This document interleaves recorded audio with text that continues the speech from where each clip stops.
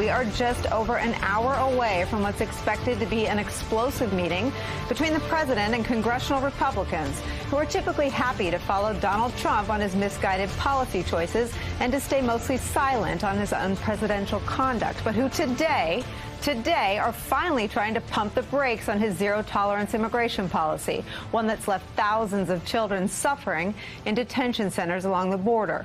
Trump's own party now panicking in the face of the political blowback, underscored this morning by criticism from, of all papers, the Wall Street Journal, hardly a message board for the resistance, which warns today, quote, Trump officials are defending the policy as a deterrent to illegal entry, but surely they understand that separating parents from children is morally unacceptable and politically unsustainable. If Mr. Trump wants to lose the House and risk impeachment, keep giving Democrats a daily picture of children stripped from their parents. But Trump is answering the pleas from the right, as only Trump does, by digging in deeper and firing blame at anyone standing in his way, from Democrats to the media to Republicans who have offered up solutions. All we need is good legislation, and we can have it taken care of. We have to get the Democrats to go ahead and work with us. What I'm asking Congress to do is to give us a third option, the legal authority to detain and promptly remove families together as a unit. We have no wall. We have no border security. Without a border, you don't have a country. The fake news media back there doesn't talk about that. They're fake. They are helping these smugglers and these traffickers like nobody would believe. They know it. They know exactly what they're doing, and it should be stopped. And with the president firmly dug in on a policy of forcibly separating children from their parents at the border, it's time to draw the obvious parallel to what this moment may represent for this White House. Having served on the White House staff during Hurricane Katrina and its tragic aftermath, there are clear parallels to the situation the Trump administration finds itself in now, minus the natural disaster and president eager to right the ship. What the two crises share? Inescapable images that capture the nation's attention and overshadow other news.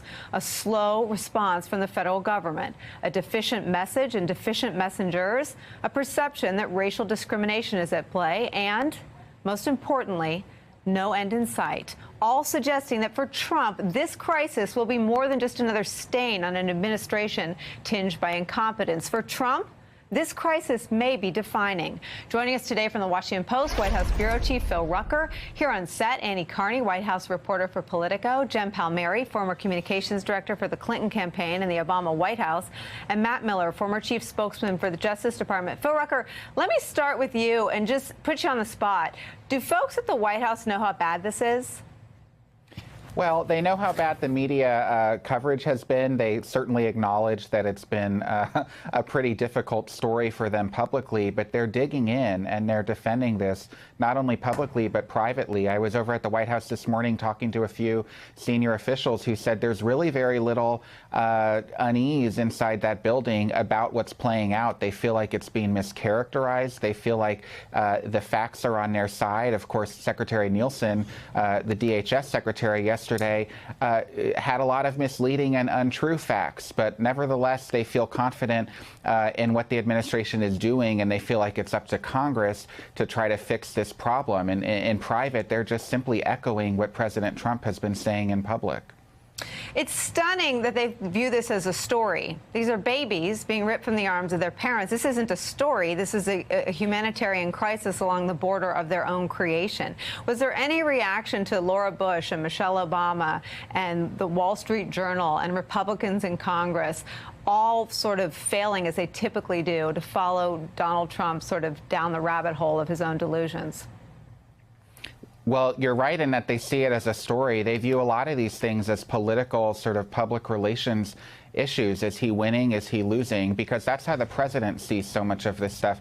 And he's watching the coverage. He's been upset with some of the criticism. His son, Donald Trump Jr., canceled on a fundraiser that he was going to be having next week with George P. Bush because of the tension between the Bush family and the Trump operation over this policy issue. And, you know, they're frustrated by the criticism out there. But again, they're digging in. They're doubling down. They feel like anytime they're talking about immigration, it's a winning political issue for President Trump because it's what he campaigned on. And there are really firm beliefs inside the West Wing that they need to follow through and continue enforcing this policy and make Congress be the ones to change the law. Annie Carney, you've got some great reporting, and we're going to get to all of it about the dynamics between Chief of Staff Kelly and Secretary Nielsen. But I want to first put up what the editorial pages look like this morning. And this includes the Wall Street Journal, usually a safe space for the president. Stop breaking up families at the border from the New York Post, also often very friendly to Donald Trump. From the Weekly Standard, all the administration's bad excuses for its lousy immigration policy. The Wall Street Journal, the GOP's immigration meltdown. Washington Post, New York Times. Do you think that there's a reality check coming, or do you think at the end of the day, Republicans bend to the president's will as they often do? We haven't seen that standoff yet with an elected Republican lawmaker who has a political future still at stake. We've seen it more with Republican governors than we have done with Republicans on the Hill. Right. Hogan and a few others have a little more distance, and they're a little more. And they've taken action. They've pulled their National Guard troops. So we've seen it from governors, but not yet from the Hill. On the Hill, it's still the party of Trump. Can I say one thing about the Hurricane Katrina comparison? Yeah. This has been people are making this comparison a lot, and I think one thing that it forgets is that President Trump had a Hurricane Katrina already. It was Puerto Rico. Of course. And we can't just kind of move on and call this his Katrina moment when he literally had a Katrina moment. And I think it's an excellent somewhat point. Disrespectful to the people there and the images that came out of there. It's an excellent point. And the only parallel was their response. Oh, no, 100%. Not but I the think tragedy. in general, everyone is making this comparison. And it's for the Trump administration, we can't forget that this is a crisis, but they've had another one already too. And Matt Miller, it's the perfect point and a perfect time to ask, where are the grown-ups inside the White House? Where are the people that can say basically what Annie just said, that we didn't fix our last Katrina, and you're now, this one is, as we said, you know, minus a president desperate to try to right the wrongs of the initial response and minus the actual storm. You know, sometimes in administrations, in campaigns and big companies, you can get in a bunker mentality where you feel that all of the world is out to get you, that no one understands.